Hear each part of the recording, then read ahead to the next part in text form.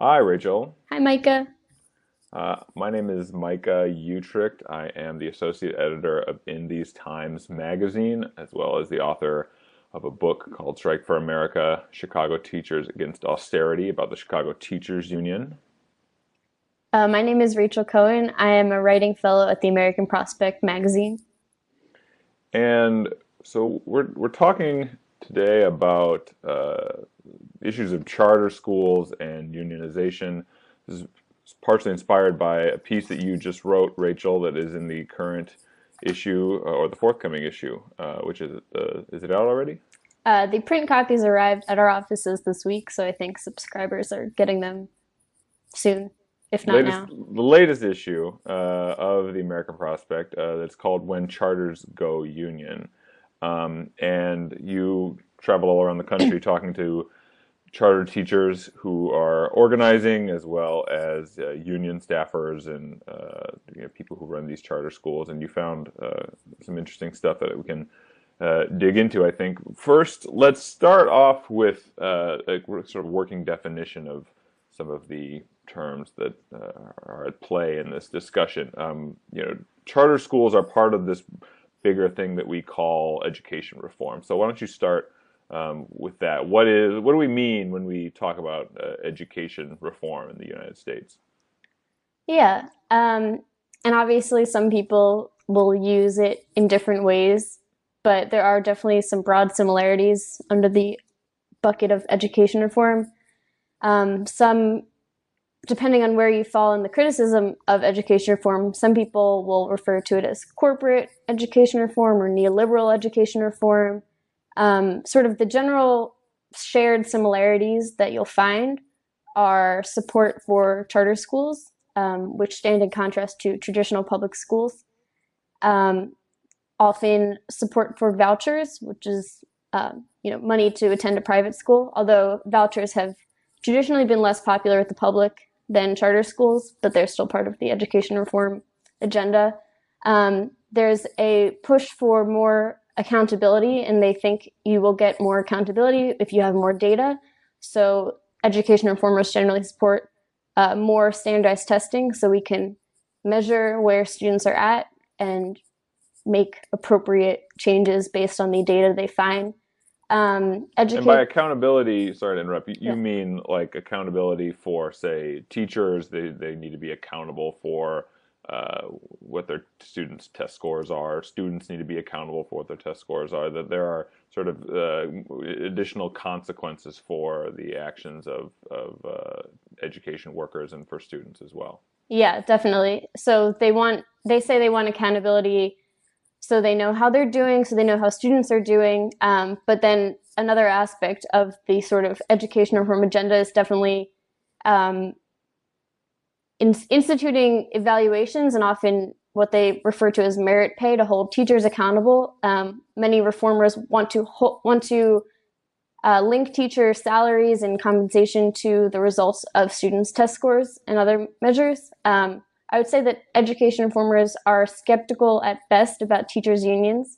Many of them think that part of the reason we have all of these great disparities in education is because we have, these powerful teacher unions that, are not putting the interests of students first. So they generally support weakening teacher tenure or getting rid of teachers' unions altogether.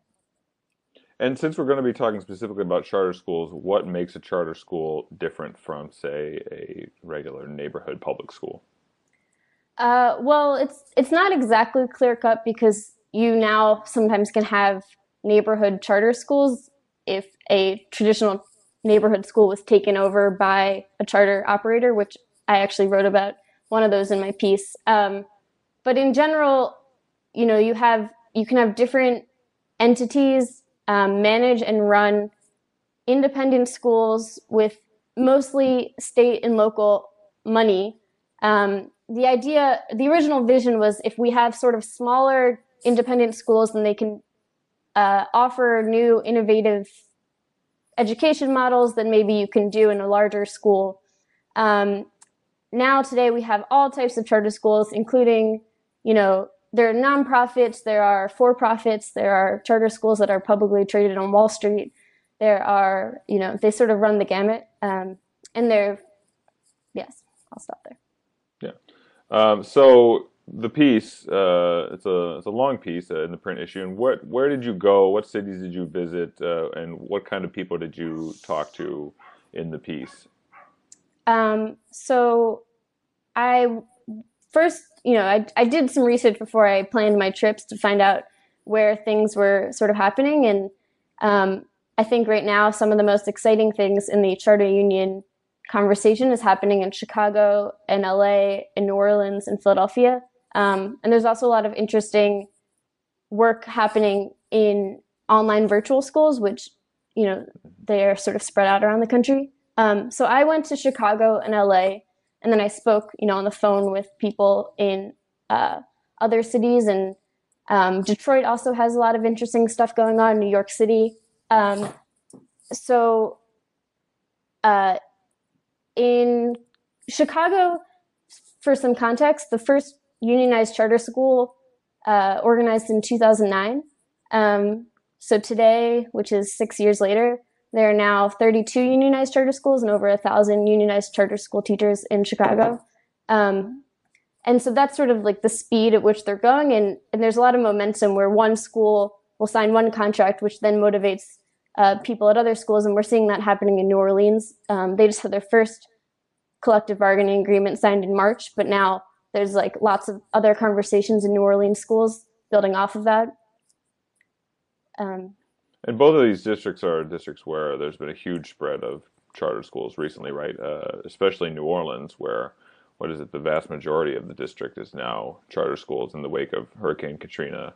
A lot of the regular public schools were closed down and replaced by charters. Same thing in Detroit, right? That there are huge numbers of charters there.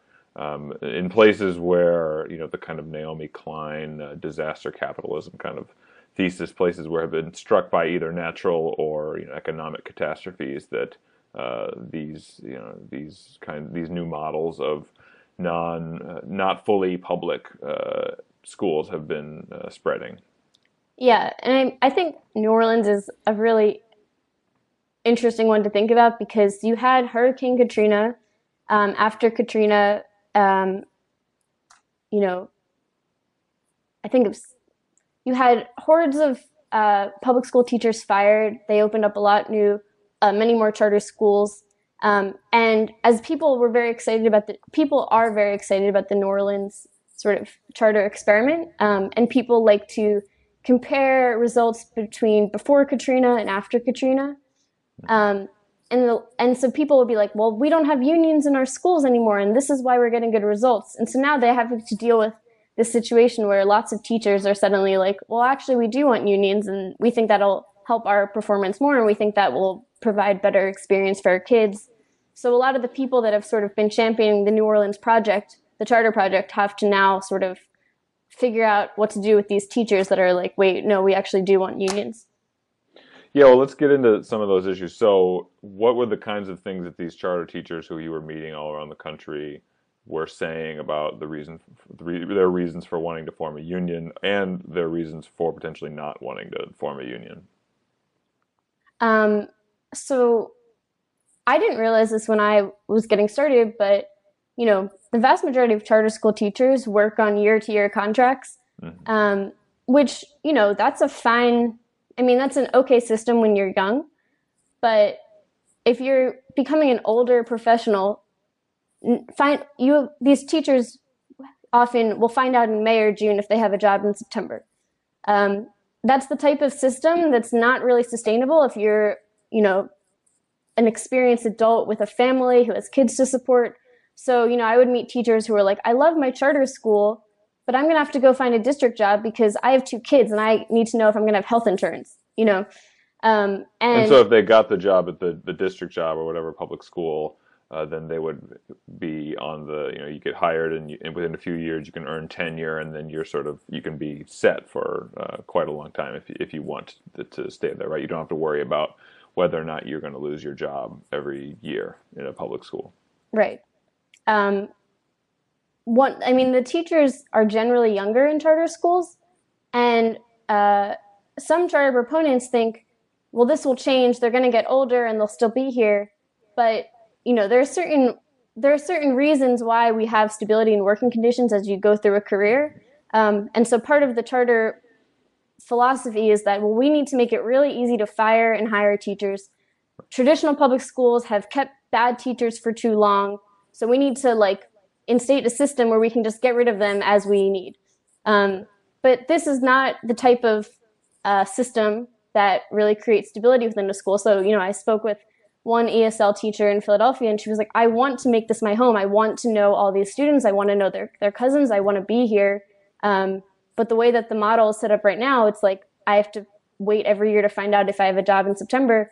We want a union so that we can, try to create the conditions that allows us to stay and make this actually create institutional experience and develop experienced teachers. So I thought that was a really important point, that teachers see unions as a way to create the conditions that allow them to both be teachers and also have families and lives and stability in their workplace. Which gets at maybe we'll talk a little bit more about this later, but yeah. The idea of having teachers, it being very easy for teachers to be fired is something that has been, it's talked a lot. I remember it coming up in, for example, the Waiting for Superman documentary, and a lot of these discussions around education reform. It's brought up, we need to be able to fire bad teachers, right? It was in a Time magazine cover, I think, that just said on a blackboard a few years ago, written in chalk over and over, we need to be able to fire bad teachers. We need to be able to fire bad teachers. And that's talked about on an abstract level as if this is a policy that, this policy makes sense and this is what we should carry out. But obviously no one has asked the teachers, the public school teachers, or the charter school teachers who are teaching in these schools, whether or not this is something, whether or not they agree with this policy that they should be able to be easily fired after just a couple of years on the job. Yeah, and I think what you're seeing in New Orleans is that these firings, these people still live there in this community, and the firings of New Orleans, that got rid of 5% of their Black middle class. There is, I think, 20% fewer Black teachers in New Orleans public schools today than there was 10 years ago. And at a time when there's this big national conversation about race and diversity, treating teachers as, very, very expendable, and not seeing them as people living in society in a community. I think that there's definitely been serious disconnects in that conversation. And sorry, what was your question? Well, that's so. What did that mean? If this is an issue for these teachers in these schools, they assumedly want it to form a union so that they can have a union contract, and the union contract ensures that one of the things it ensures is these year-to-year contracts won't be the way that they're kept on their job anymore, right? Right. So what are some of the other issues that were brought up by these teachers who you interviewed?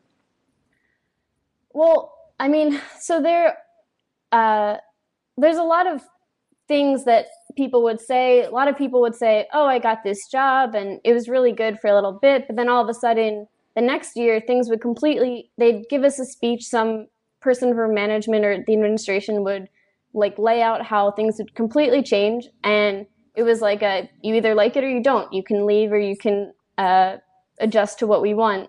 And so there was definitely a feeling while everyone likes teacher voice, that's a very popular phrase in education on both sides. But I think what teachers in non-unionized charter schools were finding was that teacher voice without a union isn't really teacher voice at all. Teachers in schools where the administration was trying to dissuade teachers, they were like, you can just come and talk to us. We want to hear your input. Of course we want to hear what you have to say.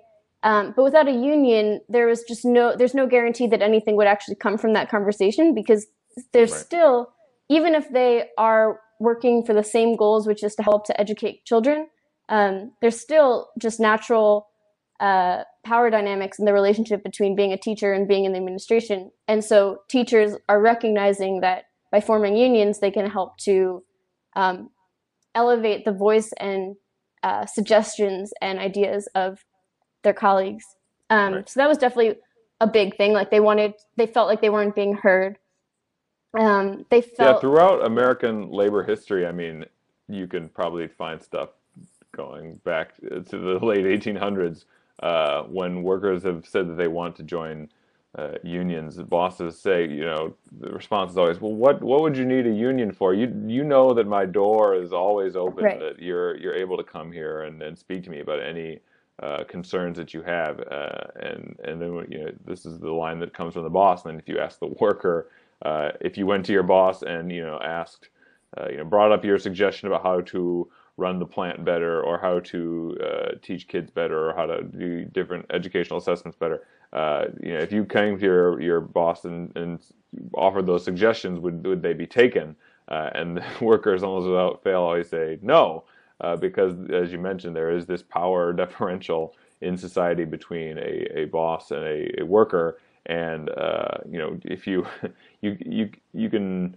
The door to the boss's office is open until it isn't, and if you don't have a union and the boss decides that all of a sudden he wants to close the door, then you have no recourse, right? And you have quotes from people who you interview, I think both administrators and teachers, who say these exact things, that or say, well, one thing that's often said in any kind of unionization situation is that, well, our workplace is different from Mm-hmm. other kinds of workplaces, right? Like this is a school, this is education, and you surely don't need a union for this kind of job. What we're doing here is different from those other kind of workers who maybe need unions. This is a sort of talking point you hear a lot from some liberal opponents of teachers unions, that, well, I support unions in the abstract, and certainly there was a time in Yeah. American society when they were needed, when there were folks working in the dark satanic mills and working on dangerous auto I parts literally heard lines people or say that to something. me so many times as I Oh, was reporting this piece. Like, no one's you literally heard anti-union. that Everyone's like, well, I'm from not principals? anti-union. It's just that, I don't think that they're really necessary in this situation. That would be sort of the common line. And Um, did you hear that from teachers themselves too? what? Did you hear that from teachers themselves? Well, um, there was, I met some teachers who, in LA, I went to, there's a very large charter network called the Alliance Public Schools that are in the middle of the union campaign. And if they formed a union, it would be a very big deal for LA education reform, because they are the largest and one of the fastest growing charter networks in the city. And so their teachers launched a public union drive in March. Um, and they had a press conference in April when I was there.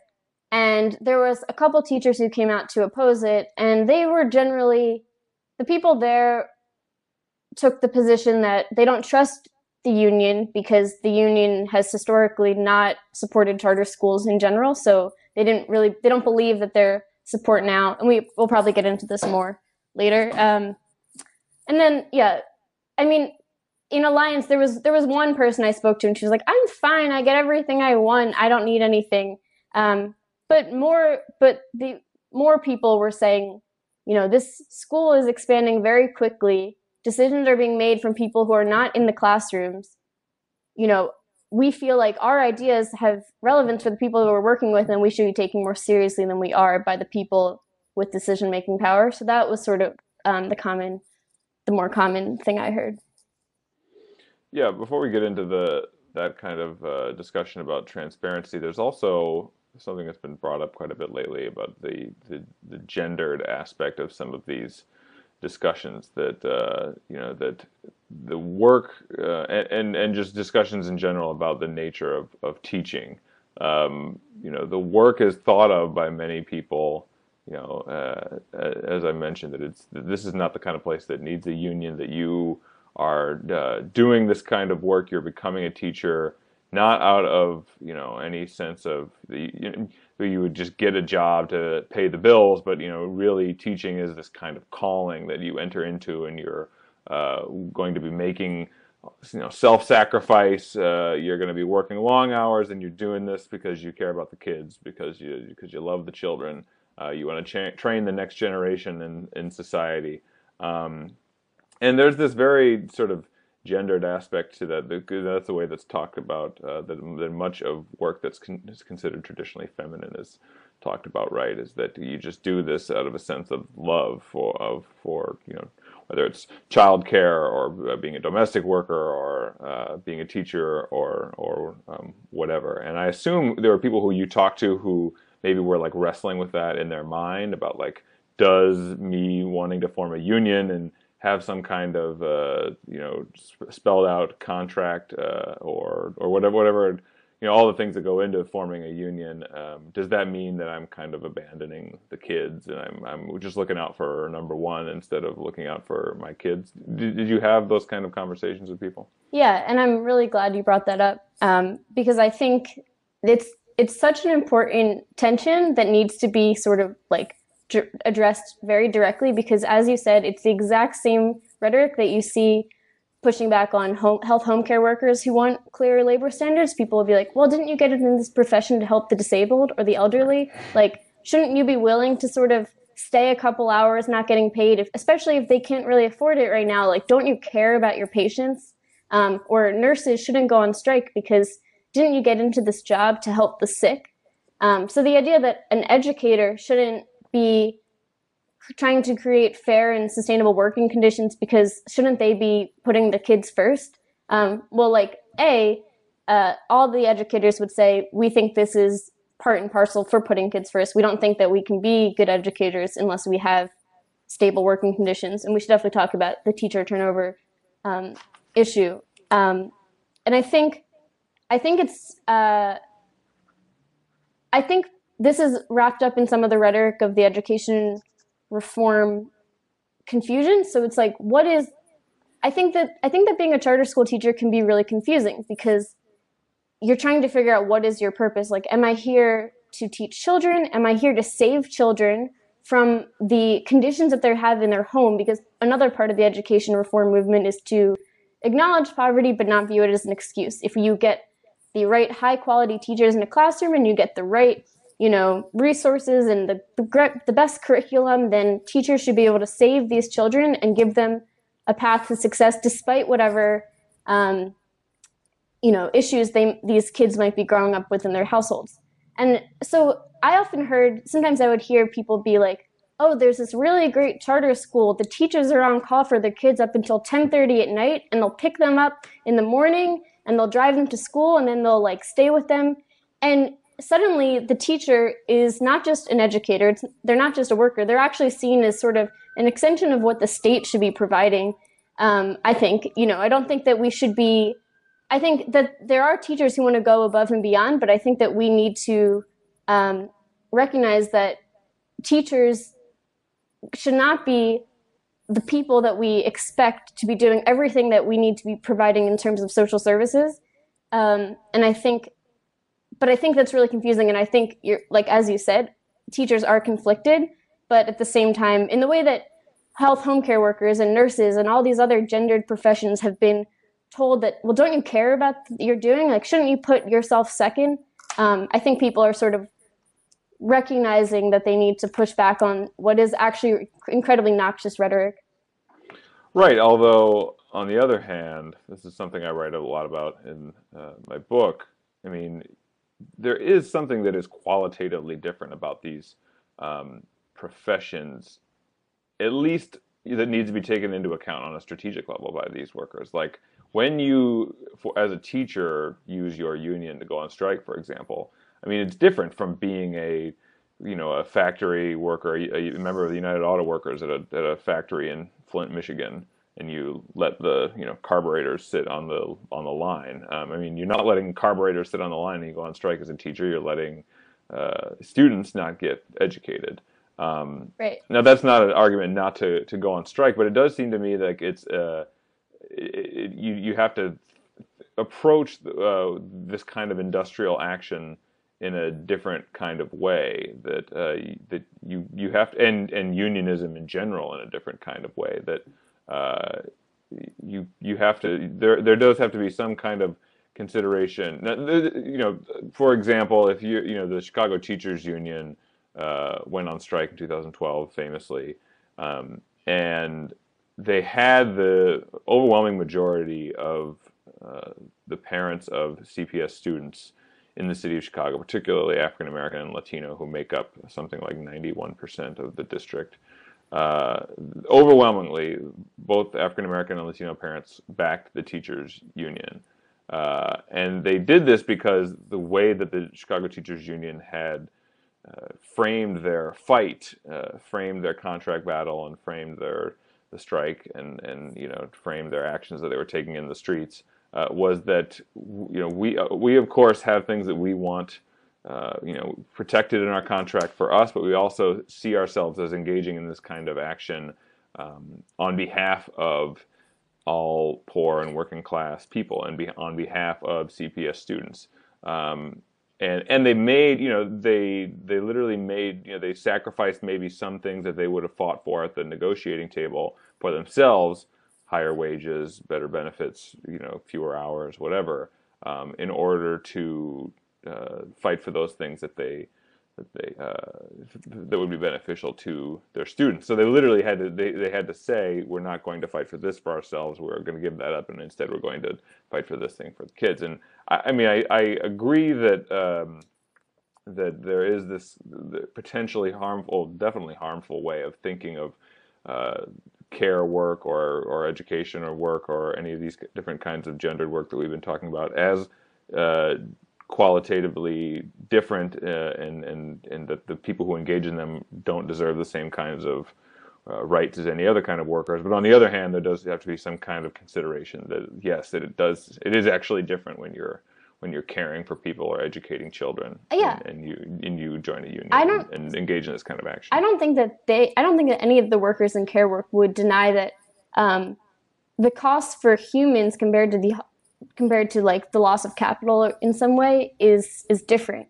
But I think so. For example, I had an interview with Terry Moe, who's a Stanford political scientist who published a book that's I'd say the clearest intellectual political science book that questions that is he's not in favor of unions. He thinks that unions use their power in ways that are not in the interest of kids. So, Terry Moe is very critical of unions. And I talked to Terry Moe, and he said, look, if I am a administrator and I think that kids would benefit from having school on a Saturday, I should be able to just tell my workers that they're going to work on a Saturday without having to deal with giving them more pay if that's what I think is best. And I think that is a very illuminating example, because the idea is, yes, if people come to the conclusion that these kids are going to be better served by working on Saturdays, then you can enter into a negotiation, and then maybe you can say, okay, but we're going to pay our workers more to come in on Saturday. In the same way, for like health home care workers, they to say, we do want you to stay later, but we're going to compensate you more. Right now, there's this situation where it's like, we should have the freedom to set all the terms of your working conditions. You shouldn't be able to say it. And if you question us in any way, you must not care about kids enough, or like you're not putting kids first. And that, I think, yes, there are totally times where there may be trade-offs, but I think that they're more overblown than I mean, obviously the elephant in the room is teacher pensions, but we don't need to go into that right now. Well, I think the example you're giving right now is a telling one, because I mean, if you think about this is the only work, the realm of work in general, whether it's private sector or public sector, caring professions, whatever. The realm of work is the only place in America where you can get away with having this kind of rhetoric, right? Where you can have the Stanford professor who says, if I want to institute anything, if I want workers to do anything, I should just be able to do it. Like that's like a I thought didn't we have like democratic revolutions to exactly, and that was echoed by the president of the National Alliance for Public Charter Schools. She said the same thing. It's sorry, I didn't mean to interrupt. No, but it's just that this is a basic issue of democracy in a society that this is a let's take this example about the institution of a school on a Saturday. I mean, the teachers who work at this school where this administrator makes this decision, they spend what is surely the majority of their working hours uh, working at this school. It's where the bulk of their life is spent. And this person is arguing that these teachers at the place in a country that is, supposed to be a democratic country, the place where they spend the majority of their hours, they don't have any say in terms of how that looks. That there is a kind of hopefully benevolent overlord who Yes. issues dictates from on high and says that if I think you should work more on Saturdays, waves the wand, and then now they're working on Saturdays. I mean, And like, don't you care what? about the achievement gap? Like, why would you not do that? Or like, maybe you don't care about it enough to be a teacher. Maybe you should rethink your profession, your professional choices if you're not willing to do that. But we wouldn't say this about any other kind of aspect of American life. Like we wouldn't allow elected officials to, or I guess they wouldn't be elected officials even. These are unelected officials. The equivalent of a boss in the political sphere. Someone who you didn't choose and who just makes decisions on your behalf without consulting you. I mean, to me, the elephant in the room about the teachers' unions and charter discussions in general is I think we were alluding to this earlier, is that you can say in the abstract, okay, teachers unions are good, teachers unions are bad. But what happens when you've got a workforce that overwhelmingly says that they want to join a union and they want to engage in collective action? I mean, shouldn't that count for something, that these workers have made a democratic decision to? I mean, the only way you have a quote in one of your pieces about somebody who says, what does he say? Something like, well, these are the rules of the society. I mean, we kind of have to. What was the Yeah, that's context for that that's quote? Greg Richmond, who is an extremely big leader in the charter world. He's the president or the CEO of the the National Authorizers of Charter Schools. Hmm. And he said, yeah, he acknowledged, yes, there are people in the charter world who don't like unions. They don't want charter schools to be unions. But the fact is, it's the law of the land that workers have the right to choose. Um, and he said, in the end, and he said to me, and I didn't even get to include this in the piece just because it got cut. But he said, I know that there are things that are wrong with certain schools, and if a union can help them improve that thing, then that would be great. Um, and he's like, and in the end, whether or not a school is working for the children is going to bear out, in certain measures, and so we'll know if the union is good or bad. But I thought like that was pretty telling that he said, he knows that there are certain issues and he thinks that unions can actually help address them.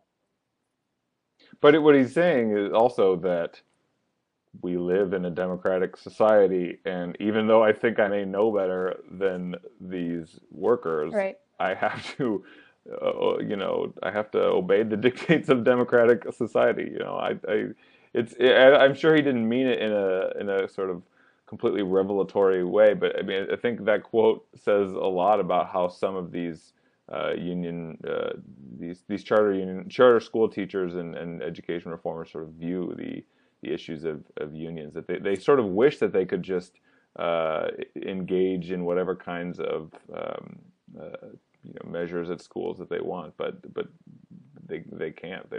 People are the workers in America. Workers in America are allowed to exercise their voice through a union. Yeah, and I think it's like a lot of education reformers need to be convinced that there will be an academic benefit to students, which again is not how this country works. That's not the laws that we've set aside. Naturally, I think every teacher who wants to be in a union wants their students to succeed.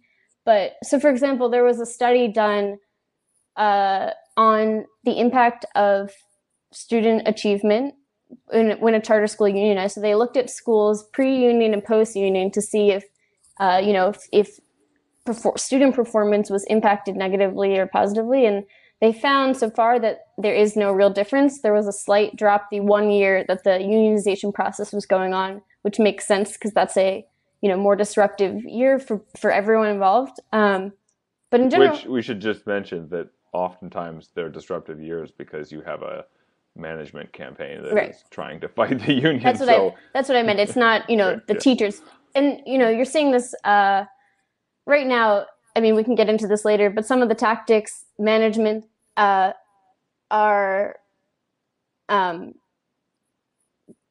applying to certain campaigns going around the country now are very, they're getting all sorts of complaints from labor boards that workers are filing. But anyway, basically they have not found that there is a negative impact to student achievement by charter schools unionizing. Likewise, they've found that there's either no impact or slightly positive impact for unions in public schools. That said, I got a criticism for my piece that I put that study too far down. It came about 3/4 into the piece. But that was interesting to me because the piece was about the teachers and the workers. And I felt like the idea that somebody thought I should have put the study on the impact on student achievement, way in the very beginning, reflected the ways in which people are uncomfortable with the idea of teachers acting as, agents of in their own workplace. And they need to have all these other reasons to be convinced why it's a good idea other than the fact that workers just want it, Let's talk about the example of Philadelphia. You wrote about Philadelphia in this piece, but you also in an earlier piece had the piece was focused solely on this unionization drive at Philadelphia, at this charter school. Was it a charter school chain or was it a charter school in Philadelphia? It's part of a network of charter schools. Actually, other schools within that network are in the middle of their own union campaigns right now. So there were a bunch of interesting things that came out in that union drive, and one of them was the sort of what was being fought over in the union drive. And of course, there were the issues like the ones that we've been talking about. Teachers being able to get tenure, or even what we haven't talked about, things just like over basic benefits and pay. But one of the things I found fascinating was that the teachers union was seen, that the bringing of a teachers union into this charter chain was seen as a way to kind of pry open the books from this charter network, which had been, despite receiving large amounts of public funding for their school. And I don't know if Philadelphia is anything like Chicago, where I live, but in Chicago, charter schools the numbers are something like 95, 96, 98% of the funding for these charter schools comes from the public. So these are just almost entirely publicly funded institutions.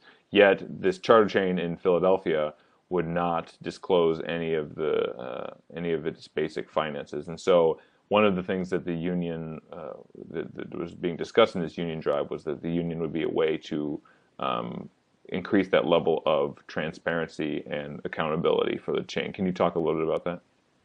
Yes.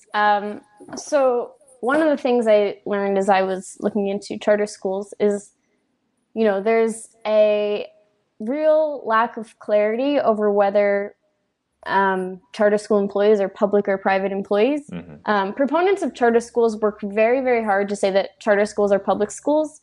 And yet then there are cases where people, I think, reasonably contest that analysis in certain cases, especially in cases where, a school might be getting public funds and they're serving public students, but they are exempt from a variety of a variety of things that public schools have to do, and maybe the people operating the schools are making profits in some ways. But, for the sake of this conversation, generally the consensus right now is that charter schools are considered public schools, but charter school teachers, you have to determine that on a case-by-case basis. So what happens is you'll have teachers organize for a union campaign, and then they'll be told by their employer, well, actually, you're not a public employee or you're not a private employee. It sort of depends on whatever maybe suits their purposes for that moment. And this is important because there are different labor laws, for example, that govern different kinds of private versus public employees, for example. Right. You think that that should be something that I know before I go through the process of a long union campaign and going through all the organizing. You should be able to sort of know, I think, what labor protections am I entitled to in my workplace before you get to that point. But right now, it doesn't really work like that. So basically, what you have in Philadelphia is this school, which is part of a network called Aspira of Pennsylvania. And there are a lot of reasons that go into this, but basically, there's lots of evidence that the management or the board of Aspira is using public dollars in ways that are not directly related to the school or directly related to their students, and they're being siphoned off for other purposes. But because of the nature of the legal ambiguity, the school district doesn't really feel like it has the authority in many ways to actually find out where their public money is being spent by Aspira. So they're which is wild because yeah, it's wild. You have a quote in the piece from I forget who this person is, someone who works for the Philadelphia School District. Yeah. The Philadelphia School District's charter office, who says it's very difficult to follow the financial trail when there are so many complicated connected entities and money flowing throughout them. So she works for the Philadelphia School District, this person who you're quoting, Lauren Thumb. She works for the district, which is assumedly in charge of giving the money to Aspira. And then she says it's very difficult to know what goes on with this money. It's like, well, you're the person you work for is the one who gave them the money. So you would assume that there would be some level of accountability there, but there isn't. Right, and I think it's important to this is happening in so many places besides Philadelphia. Like it's happening in Ohio, it's happening in Florida. There are all these cases of schools that are doing things, and the people who you would expect to be able to oversee those things, either they don't actually have the funds or the necessary resources to do it, or the people that are just not, or the people in the charter world are not cooperating. And it's just, laced in this whole terrible irony because charter schools are, supposed to be all about accountability. But right now, the public, in many cases, is not able to hold these schools accountable for where their money is going. In some places, it's a lot better. So a lot of it depends on the amount of resources and, chutzpah of the authorizer. But it's definitely a problem. And, you have, I read, I think last month, that the federal government wants to increase the level of federal money it gives to charter schools, but it doesn't see it as their responsibility to be overseeing where that money goes.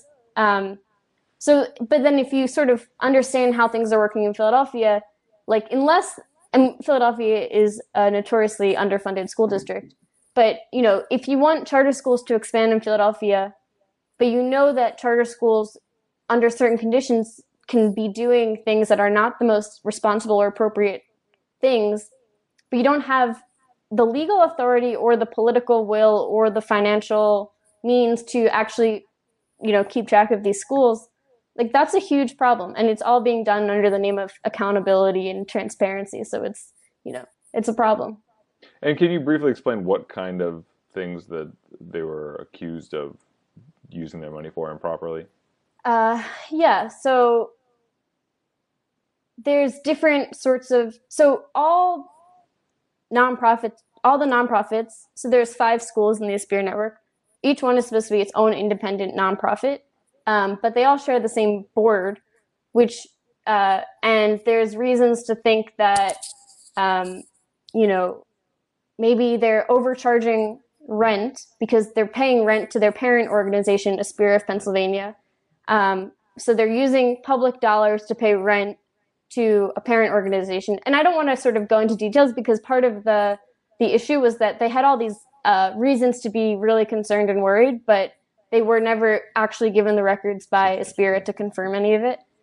So they're still right now fighting for access to see where the school district money is going. And that's the problem, is that shouldn't be a fight, right? Right. If it was a regular public school, the regular Philadelphia public school, for example, they'd probably be covered under Freedom of Information Act laws, and it would be very, very simple to see what the district was doing with that money, right? So I think the another important thing is people in the charter school world will sort of listen to this and they'll say, well, do parents want to send their kids there? Because if parents want to send their kids there, then the schools must be doing something right. And they would also be saying, well, are the kids, producing results? Because that's how we should be measuring accountability. We shouldn't be measuring accountability by can the school district follow the money? That's not the most important thing. And so sometimes people end up speaking past each other because whereas, I think that accountability should mean we know where public dollars are coming. A lot of people in the education reform movement measure accountability by, is there consumer demand for this school, and what are their test scores like? Mm-hmm. And what's wrong with that? Um, well, I think the consumer demand um, choice rhetoric is it's one of the most popular things you'll hear from education reformers. You'll hear my city has 10,000 people on this waiting list, so therefore we must be doing all this stuff right if all these parents want to send it.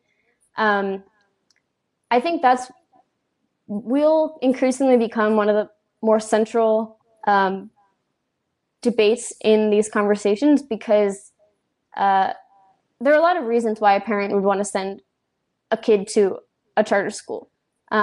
Their neighborhood school is not doing well and they see this brand new nice facility opening up. If I were a parent, I'd probably want to send my kid to the best school too. I guess basically I think that there needs to be more of a balance basically in terms of public oversight of public funds and providing parents and families with their needs. And right now, I don't think we're striking the best balance with that. Oh, and before we move on to the next topic, just to be clear, good to go back to the Philadelphia example. So, unionization, how is it exactly that a union, I think when people associate a union with, like I said before, benefits and pay and all that stuff, but how was it that a union would actually allow for this increased level of transparency and accountability for a charter network? Yeah, and so that's sort of the ironic thing. The school district was saying, we don't feel like we can necessarily demand to see where this is going, but if you have a union, then the teachers are automatically legally entitled to certain financial information for the sake of their negotiation process to organize a contract, to negotiate a contract. And then if the teachers, make certain demands and the school district says no, but doesn't explain why, then they're legally entitled then to, access more information and on their books. And so a lot of people in Philadelphia, and I heard this from people in the district and teachers and parents, they think that part of the reason this network, Aspira, is fighting very, very hard, spending thousands and tens of thousands of dollars to fight the unions because they don't want people looking at their finances. Recently, actually, Aspira just announced they're firing a bunch of teachers because they have budget issues. And people are like, well, you just spent so much money to fight this union, and now you're saying we don't have money to hire teachers. So, yeah. With public money, right? Yes, with public money. That is confirmed that that's public money. So to move on, since we're sort of running short on time here, one of the things that you bring up in the article, in the When Charters Go Union article, is the issue of these unresolved tensions within the labor movement about what the relationship between charter school teachers and traditional union members who teach in neighborhood public schools. There's unresolved tensions about what that relationship should look like. Can you explain a little bit about that?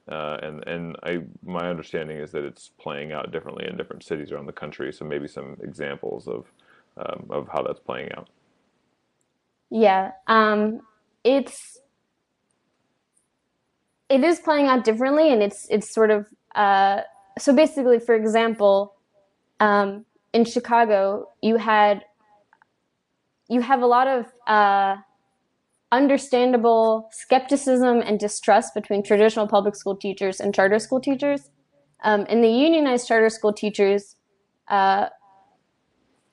felt that they wanted to support the Chicago public school teachers with what they were doing in their striking effort and in their negotiations. And so one of the things they did in Chicago was sort of work together to stand in solidarity, and they proposed a formal resolution at the AFT's National Convention in Detroit in 2012 calling... The AFT being the American Federation of Teachers, the parent union, yes. the international union. Yeah. Calling for a moratorium on opening new charter schools and closing down schools until, you know, people get a better sense of how is this impacting existing schools. And so that was a really bold move of unionized charter school teachers in Chicago say, we are charter school teachers, but we're working in a system with these traditional public school teachers, and we recognize there's this crisis, and we do not support any effort to increase the number of charter schools until everyone else, you know, is getting what they need. And you see similar levels of solidarity in other cities. So in Philadelphia, they wanted to open. There was a vote earlier this year about whether they would add new charter schools. And the thing that gets lost also, which is really important, is that in a lot of cases, it really does become a zero-sum game for certain students, because it's not just like, oh, I'm going to take this money over here and put it in a charter school, and therefore it's the same money.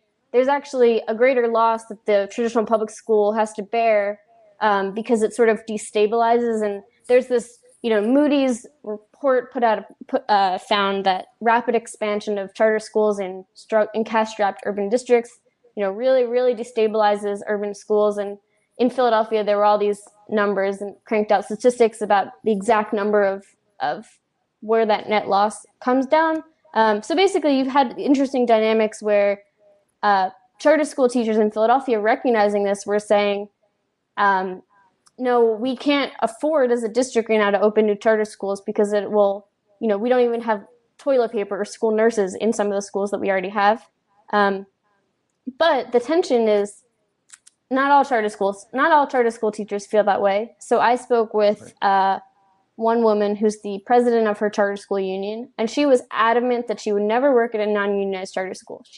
Which I think people at this network called Green Dot think is a huge advantage. They recognize that they think that they are able to attract higher quality teachers because they can attract people like this woman who, you know, says she'd only work at a unionized charter school. But she said... And Green Dot sets itself apart from other national charter networks because they have not fought union efforts, right? They actually approached the AFT in the beginning of their network to ask them if they would represent their teachers, right?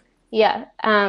Green Dot's founder, Steve Barr, was interested in unionizing Green Dot from the outset. The irony is that Green Dot is actually featured pretty prominently in Waiting for Superman. And for a while in the mid-aughts, there was sort of tension between Green Dot and the traditional public school union in LA. But what was interesting, because I actually visited a Green Dot school when I was out in LA and spoke with teachers there, is that there's more growing solidarity between all the teachers in LA right now and between the various unions. And there's also much more militant strands of unions in the Green Dot network than there were just a few years ago. And one of the examples is Green Dot's union at one point passed merit pay, as I said, one of the sort of key tenets of the education reform agenda. And the teachers in the unions were really upset because they felt like their executive board passed that without meaningful input from the other members who opposed merit pay. So I don't know where they are now, but when I visited in April, one of the most contentious and heated things that this union was trying to do was try to get merit pay taken out of their contracts, which they were really angry that had been put in. And this was something I also saw in Chicago and other places. Schools that have instated merit pay teachers don't want merit pay. They don't think that's a meaningful way to evaluate. They don't oppose evaluations, but they don't believe that compensation should be tied to standardized test scores. So I thought that was interesting that Green Dot's union is working hard to take out that aspect of, one of these staples of education reform, even though it's sort of the advertised school in Waiting for Superman.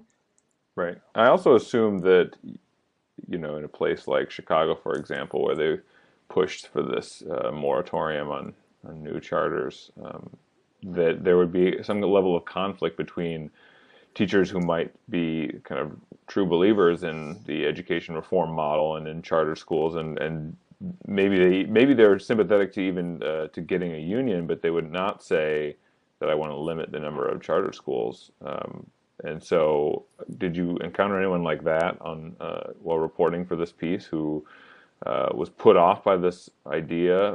Charter teachers who were put off by this idea that their union would be fighting the expansion of this kind of education reform model? Yeah, I'm sorry I got cut off, but that was the woman who's the president of Green Dot Union was exactly that. She said she's really opposed the way that the AFT and the National Education Association, which is the other big teachers union, have fought in state legislatures to block charter expansion. And she said that she thinks it's an insult to parents to try to block school choice in any way. So that sort of highlighted some of the real divisions that you have, because both teachers are passionate about their charter school workplaces. They believe in the model of charter schools in a lot of cases, which they think can provide a different kind of education experience than a traditional public school can. But some people in that group think we cannot open up more charter schools until everyone else gets equitable resources and everyone else is brought under control and we sort of fix what we have. And other people will say, no, as long as there are parents that want these kind of schools, it's our job to be pushing and supporting, creating more of them, because that is what these families deserve. So the unions haven't really figured out how they're going to walk that line yet. Right now, they're sort of taking the position, let's focus on shutting down the notoriously bad actors in the charter movement. And I think they're sort of putting off dealing with that. And when I mean notoriously bad actors, I mean there are certain networks that they think are particularly working on profiting off of children, especially in these for-profit networks like K-12 Inc. And maybe to wrap things up, since we're almost out of time, remind me the total percentage of charter teachers nationwide who are in unions is in the single digits, right? Yeah, it's like 7%.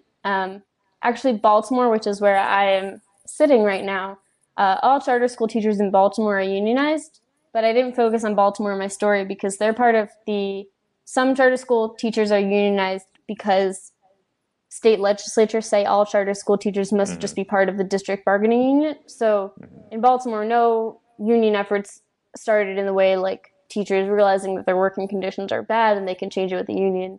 And there are other places where that's similar. Right. But overall, nationwide, 7%. pretty low. 7% is a very low number. Yeah. As opposed to public schools, which is 68%. 68%. Some folks within teachers unions or who are opposed to this education reform agenda will say, perhaps hyperbolically, that the only reason that these charter schools exist is so that education reformers can get around teachers unions and do whatever they want to do, whether it's instituting Saturday school or making them work longer hours or whatever. They don't want that level of accountability. They don't want that check from a union.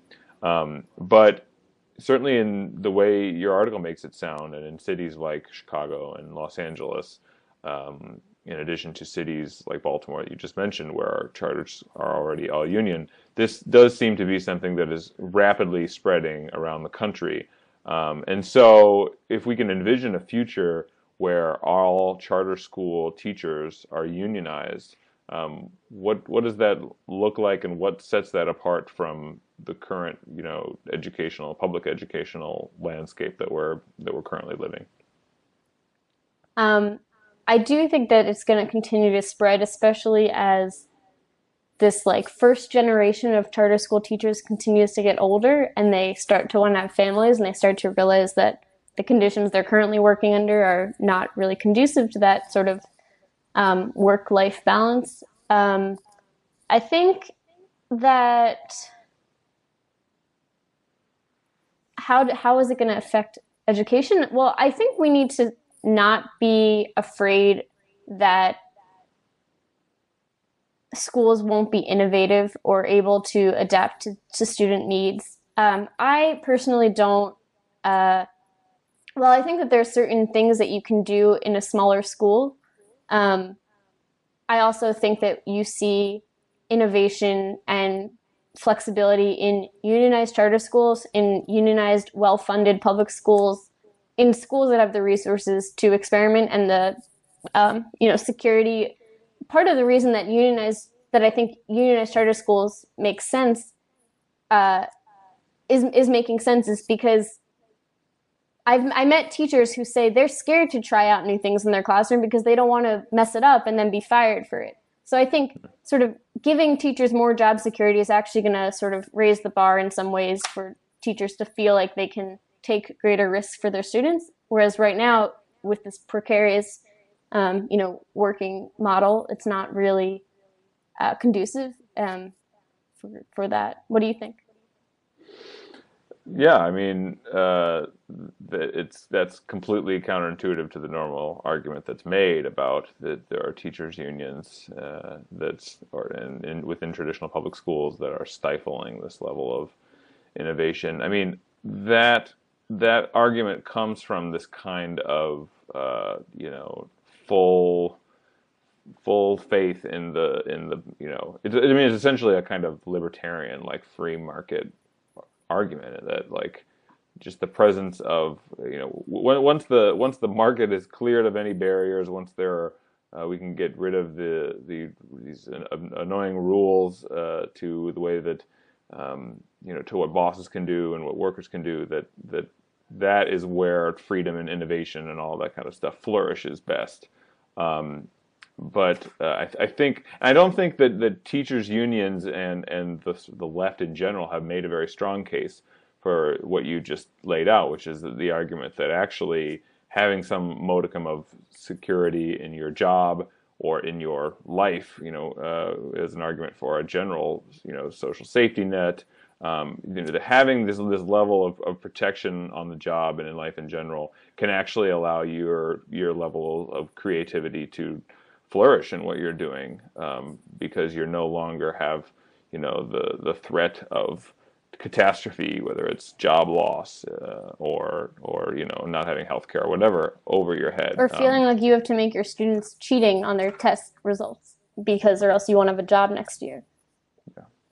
Well, I suppose whether or not this level of innovation and creative thinking on behalf of teachers will flourish under teachers unions remains to be seen, since we're in the very early stages. As an editor, I always, whenever anyone writes, "it remains to be seen" at the end, I'm like, no, we can't say that. But there's no there's no other way to say this. It remains to be seen what's going to happen with this, and I'm sure we're going to be able to look to you to cover some of it. So thanks for chatting about this. Thanks, Micah. And In These Times has done some great coverage on charter schools and unions too. Well, thanks. All right. See you later. Bye.